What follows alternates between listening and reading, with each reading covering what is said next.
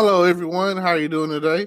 It's April 28th, 2020, 7:38 p.m. I'm here to talk about social distancing. Now, if you don't know about the COVID-19 coronavirus, then where have you been? Where you been all this time? Basically, I just want to say that I'm tired of social distancing. I'm really getting ready to get into some social closeness. I'm ready to hug and kiss and all the other things that come along. I noticed that I saw on Facebook that the movie theater will be closed until like midsummer. That's gonna suck, especially for all you movie lovers out there. And I'm definitely a movie lover. I'm definitely fire stick ready. So I recently watched this morning the new Mortal Kombat movie it's called Mortal Kombat Scorpion's Revenge. It's definitely a good movie. It's like in the first 3 minutes of the movie, there's bloodshed, and if you didn't know the storyline for Mortal Kombat with Scorpion and Sub-Zero, they're mortal enemies. They're like different clans, I guess is what it's called. And Scorpion, he's out in the woods with his son, and he returns to his village only to find out that Sub-Zero's clan has come through and basically murdered the whole village. Like, oh my God. And he goes to find, I guess, his wife and his child's mother, and she's dead in a pool of blood. Like, oh my God, it is very graphic. I love that. I love it. I'm tired of a lot of PG-13 stuff, so this is definitely, like I say, it's graphic, so it's probably rated R or PG or whatever. Whatever a Call of Duty or Mortal Kombat the video game, MA-17 maybe, whatever. So, like I say, then, and I'll say this: Scorpion is a beast. He comes through and fights the whole clan, killing majority of them, almost all of them, down to the point where it's him and Sub-Zero, and Sub-Zero freezes him, and he's still coming at him until he's got his son in his hands, and Sub-Zero basically, oh my God, he just kills the boy, and like I say, they do a lot of, if you played some of the newer Mortal Kombat games, there's a lot of graphic finish him, stuff in there, and a lot of punchline stuff that's in there from the game. Now, like I say, at the end of the day, I've seen people TikToking. I've seen people doing a little bit of everything. I've come across one where they were making fun of, do you want to build a snowman with Frozen? And they were talking about, do you want to start drinking? If you haven't seen it, oh man, look it up. I might try to. I know I had put it on my Facebook page, so if you're my Facebook friend, it's on there. Check it out. It is so funny. Hit me up. I can send it to you. I definitely got it saved in my phone. So it's just so funny, but it's not funny. I feel like every time I go to Walmart, I come out of there, like, if you're experiencing some kind of respiratory symptoms to where you're wearing Vicks Vapor Rub or anything like that, why would you go out in public? I don't understand it. Like, I go to the neighborhood Walmart, and it smells like freaking Vicks Vapor Rub and just cough syrup or all those breathing medications or whatever. It smells like albuterol or whatever, and like straight asthma pump. And I ask myself, I'll be thinking to myself, like, if I had asthma, I would be way more protected. If I had emphysema or whatever, I would be way more protected. Whatever. You already have a respiratory condition, So if I was frequently sick, getting bronchitis all the time, or if I had allergies or whatever, I would not want to be out in public, even though they'd be like, wear a mask.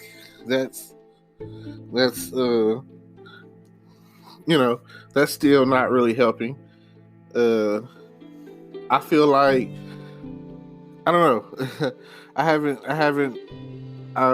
went Sunday, I think, and when I came out Sunday, I was only in there for like in and out. I wanted to get some bread, for crying out loud. And I feel like when I came up out of there, I couldn't wait to get up out of there. Oh my God. I still feel like, I have to pray that, Lord, please don't let me get something while I'm in this store, Like they're doing certain stuff that I feel like will maintain and continue, like the sneeze guard breathing shields they have for the cashiers. That's almost like, why haven't you already been doing that? Why haven't we already been doing some of this stuff? Some of the stuff that we got going on with the social distancing, it will stick. People, it will resonate a fear in us for months to years, maybe. I do personally feel like most diseases, not just this one, but this one in particular, are manufactured. Like, I feel like, why wouldn't I think that, Like, I've seen plenty of shows where, boom, it's the CDC, and if it's such a, if it's so bad, they're going to stop it at ground zero. They're not going to let it get out to where it's killing 10 million or hundreds of thousands of people or whatever. So they had created this COVID-19 or whatever, or even if they didn't really create it, they used it as a way of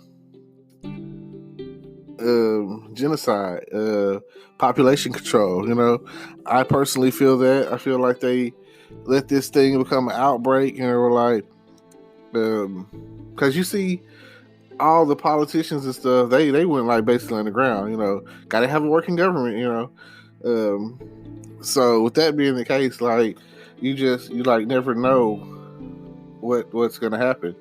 So you got to have, I mean, even with Donald Trump, he was saying stuff that was no way it could have been true, or it was no way that he's this dumb, Like, I don't know if it's a Republican thing, but they never have a straightforward answer. They never have anything that they release to the public that's like worth any kind of anything. Like, even I mean, I've been around as far as back as I can go back, is like the Reagan administration, and again, they got caught.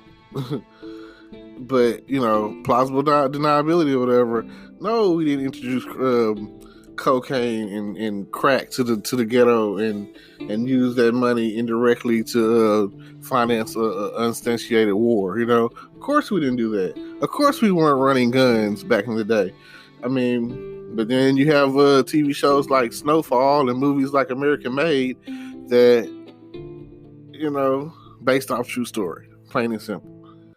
So let me see. What would you do if you knew the truth? I'm not really searching for the truth. I'm not a Men in Black guy. I'm not an X-Files kind of guy. I watch both of them, and I have to feel that somewhere down the line that we, like, something is being done is right about what's being done. I don't want to sit there and believe that everything that we do and everything that we've been doing is to hurt us. I mean, we could talk about certain events in time, like the Tuskegee Airmen testing and all that kind of stuff. But at this point, a lot of people probably wouldn't believe us. I don't even think they teach certain stuff in school anymore. I don't feel like they feel history is relevant. I think that if I were to talk to some high school students and ask them about some of the greatest moments in history, world history, they wouldn't understand or know anything. Like, they have access to technology right there in their hands, and even with that being the case, they I don't want to say they're done. They just a comfortable ignorance, like they say, ignorance is bliss.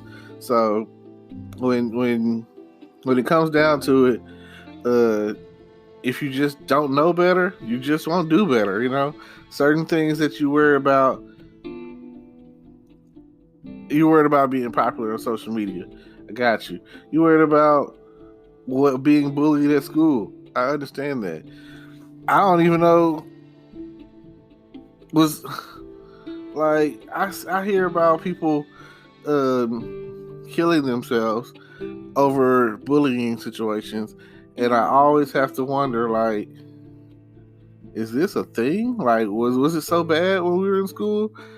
Or I hate that. I hate I know that I've turned the other cheek or turned a blind eye to somebody who may have had been getting picked on a little bit, and I've had people that I ain't gonna say picked on me, but we didn't see eye to eye, so we basically avoided each other. I'm not one of those. I'm not a confrontational type. Along with that's part of the issue. Sometimes you just gotta man up, have a backbone, and face the problem head on. And I'm not talking about bringing guns to school or knives or anything like that. Violence begets violence, like they say. An eye for an eye leaves the whole world blind. So I'm just saying that, yeah, okay. An example I could use is Back to the Future. When he went back in time and changed his whole, family history, basically look how the effects were rippled through time to where how they raised their children, how they thought, the confidence or whatever. So sometimes you just gotta man up. Now, this whole social distancing thing, it's horrible. Like, who do you trust to be around? Apparently, a lot of people trust each other because they have laws, they have rules, they have curfews, they have checkpoints. They got a lot of stuff that's going on, and some people are out there and they're not abiding by it worth anything. Like, they're still having a little house party, smoke sessions, home barbecues, and I see people being around each other like on a daily when they're like, oh, you're supposed to practice social distancing, which that's supposed to mean like distance yourself from some social events, from people, from give me 60 feet, give me 50 feet, like, of course you feel safe around your family, but it only takes that one to make that 2, to make that 4, to make that 16. It only takes that the numbers to grow on an exponential rate like that because you ignored the influence of social distancing. And I'll start by saying I've been pretty much been home majority of the time. I mean, I get out, like they say, for essentials, food. For some reason, everybody's been a rush on toilet paper, but mainly food and other, I guess, household products, cleaning, whatever. Now, I'd like to say this. They're getting ready to open Texas back up on May 1st, hopefully. Hopefully, you won't rush off and be like, oh, man, we're good. The mall's open, hey. Or wherever else people go. And you'll be smart about it, and you'll ease your way back into society and productivity, and try to take your time and be like, this is what I'm going to do. So with that being said, take your time and be safe, and make sure you're 100% sure that you do not have the coronavirus, COVID-19, because that's not something that you want to play with. I mean, I've come across people who told me they had it, and they say it takes like 14 days for it to process out your system or whatever. And my friend, she told me it was like having pneumonia. So, all right.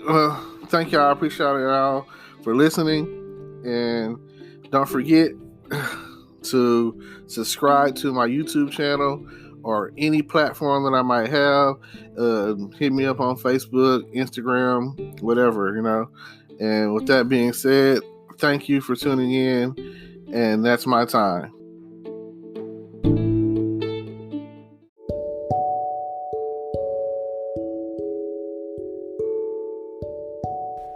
Hello, everyone. It's May 1st, 2020, 11:33 p.m. And I just wanted you to know that people are definitely flocking back to the streets. They're definitely coming out of their houses and walking around and hanging out. And everything is starting to look okay again. And somewhere, the rainbow is shining and the sun is shining. And you just never know. You never know what it's like to pull together in a crisis when you're that's not the case for you. It's not like this happens all the time, and so hopefully surviving the coronavirus really put things in perspective, and people are going to definitely change their ways, and they're going to realize how precious life is, and they're going to just, day one of surviving in Corona. And that's all that, that's all that really matters. I don't really have a lot to say at the moment. I just figured I would do something to let you know that no man is an island, and we all need each other in the long run. So, and I know you've been practicing all this social distancing, and hey, hopefully you can get into some social closeness. That's what I'm into. I'm looking for it. It hasn't happened yet. But, alright, I guess this is where I will leave y'all at. Just something real quick so you know that I'm still here. Peace.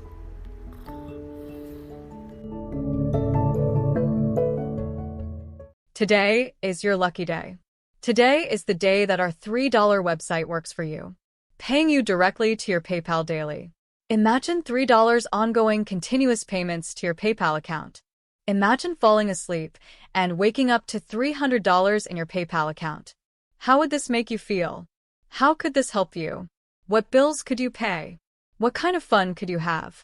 What does that retirement look like now? All for a one-time payment of $3. This website is DFY done for you, fully built and completely hosted, and never stops collecting payments for you. You have spent $3 on coffee on a regular, but that coffee won't help you create multiple streams of income. Click the link below.